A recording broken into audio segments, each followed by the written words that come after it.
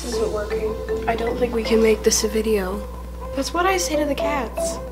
This could be a total disaster and you may never see me again. Welcome to Crafty Girls. Today it is just me.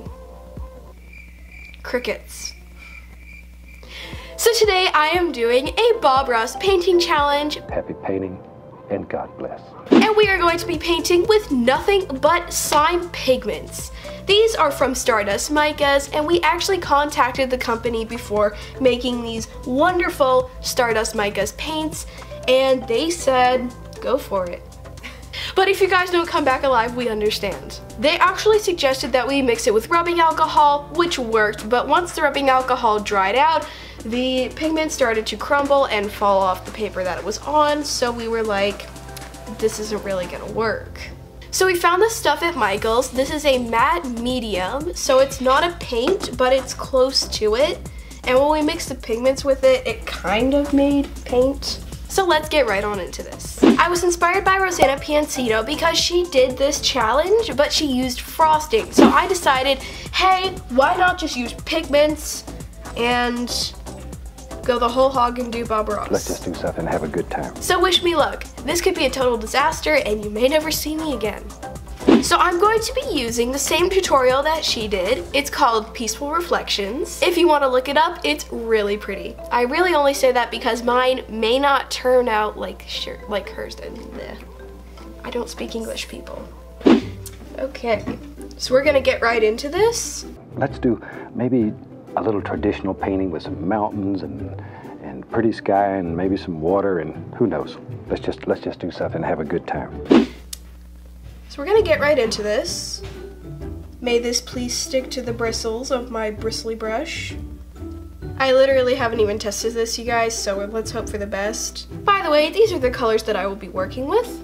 I mixed them all myself. There are a whole bunch of pigments and they're supposed to represent the Bob Ross set. Okay, let's go. I'll put a little yellowish glow in the sky. This is beautiful. The Indian yellow is quite transparent. There we go. Nice watery consistency.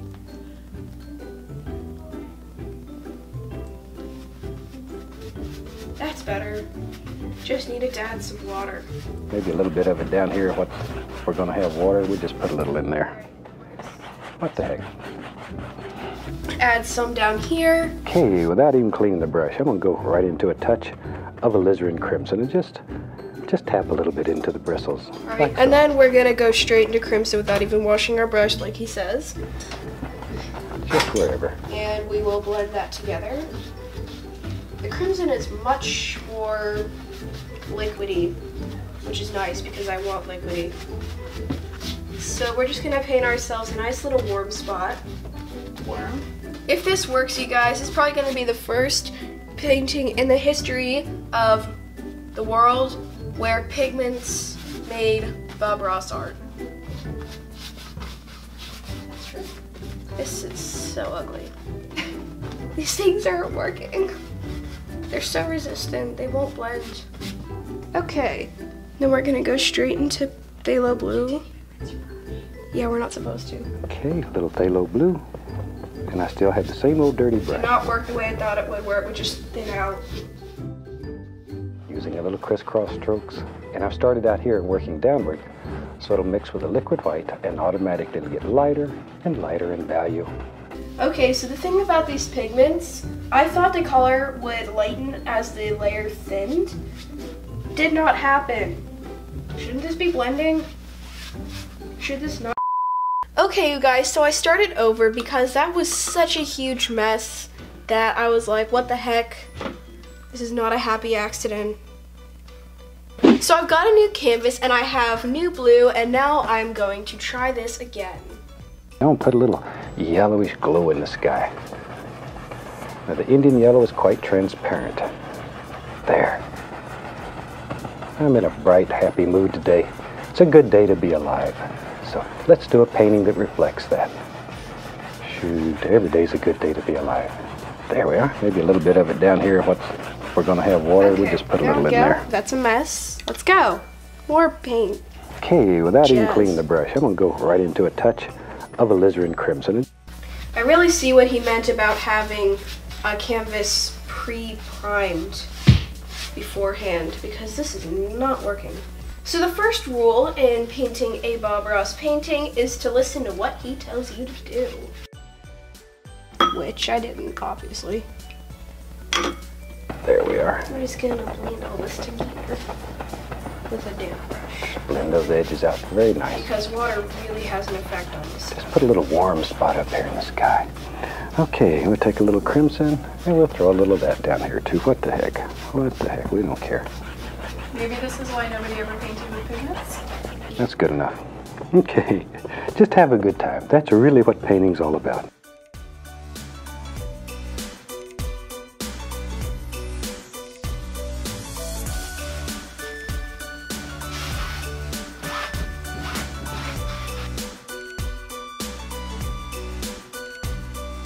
Look at that. So beautiful. We found a new type of art.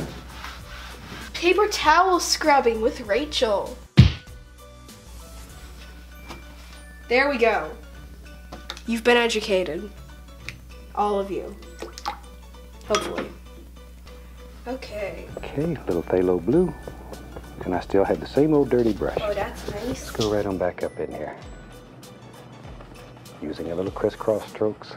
And I've started out here and working downward, so it'll mix with the liquid white and automatically it'll get lighter and lighter in value. There. See, the blue is so much stronger than that crimson. Boy, it'll eat it up if you're not careful. Maybe a little bit right in here. Okay, now we are just gonna take that technique and go in here and do whatever we do with our paper towels in the evening at 8 o'clock. Some phthalo blue and a touch, just a touch of phthalo green. Phthalo blue. I'm so glad Bob Ross has not watched me make all the mistakes. Let's put some water down here. Got approximately 87,000 hairs on my thingy. Outside in. A little bit on the other side. There we go. Just let all these colors just sort of blend together. All right. We get all the water out of our brush. Now we're just gonna blend the whole thing together.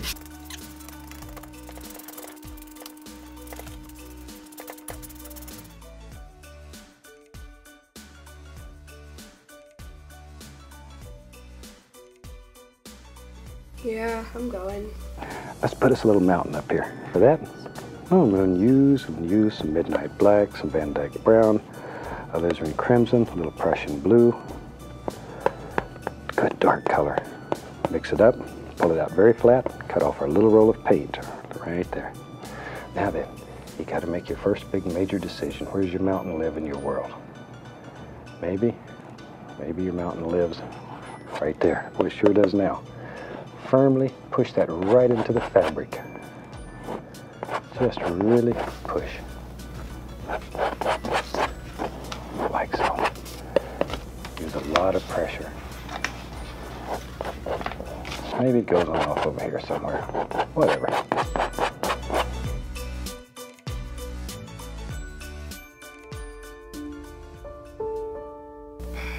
This isn't working. I don't think we can make this a video. Take a 2-inch brush and we grab that. Once again, the canvas is wet. We can move color. Look at how much is still on there. It won't even spread. Now, if you're on a dry canvas and you try to pull this paint, you're going to be in Agony City. Agony City. This isn't working. I don't think we can make this a video. I really see what he meant about having a canvas pre-primed beforehand because this is not working. So the first rule in painting a Bob Ross painting is to listen to what he tells you to do. That's one of the reasons that I stress so much that we use a pre-stretched double prime canvas. If you use a canvas board or canvas paper, it will absorb your liquid white and you'll be left with a dry surface, and we depend on this being wet through the entire painting. There we go.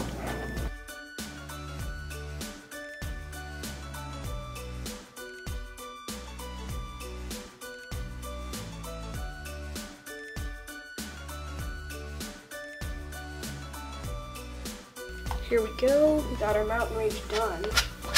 Now, we are going to start with the rest of it. Take a 2-inch brush and we grab that. Once again, the canvas is wet, we can move color. Take a 2-inch brush. Now, if you're on a dry canvas and you try to pull this paint, you're going to be in agony city. Take a 2-inch brush. This looks like Mother Nature pooped on a canvas. That's all I have to say. Good night, people. Or good afternoon, or whatever time it is for you there. Wherever you are watching this video. For the 2 people who are still watching this video, God bless you, but you could do something better with your time. Honestly, I think this would be so good if I tried it with the Bob Ross painting kit. Okay, we got in with a wet brush. We got in and we done this. Go straight down, cut off our little roll of paint.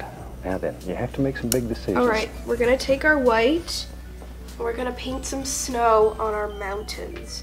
In my world, I think the light's going to be coming from the right. But most right-handed people, 99 out of 100, will find it easier to highlight on the right. Try it a little bit, see what works for you. There. If I looked at this from the nearest mountaintop, I could possibly see the resemblance between this painting and that of Bob Ross's.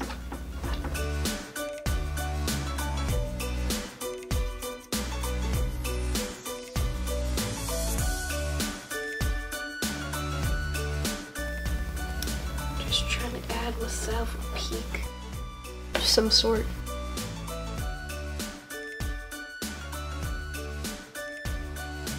I'm starting to get bored with myself, people.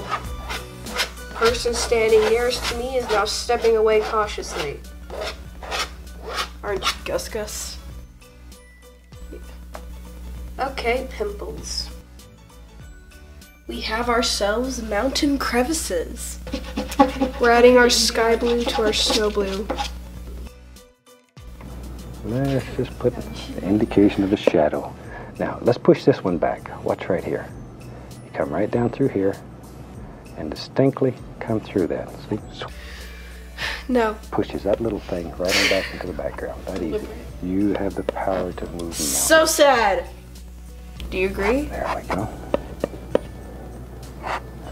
Just put in a few little shadows here and there.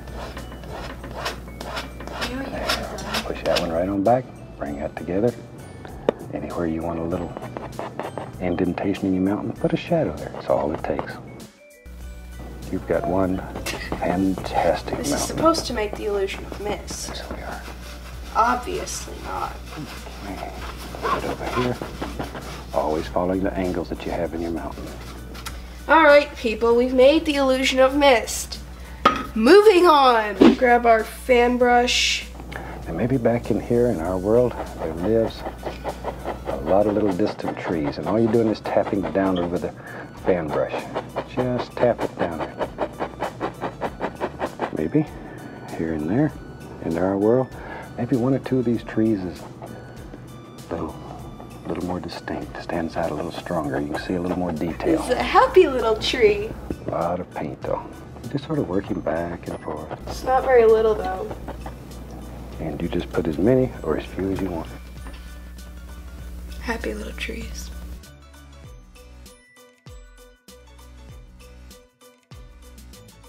People, please tell me in the comments down below, would you visit this reserve?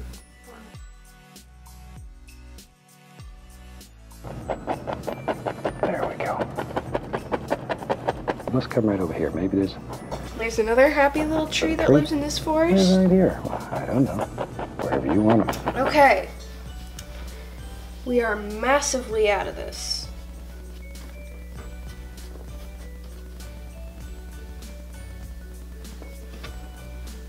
Now then, maybe right in here lives some bushes and all kind of happy little things.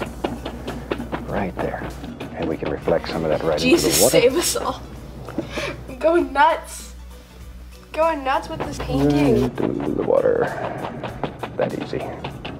My Bob Ross bush. And on the other side, we want some just happy little bushes and trees. please. There, see? Just make this look like a little winding.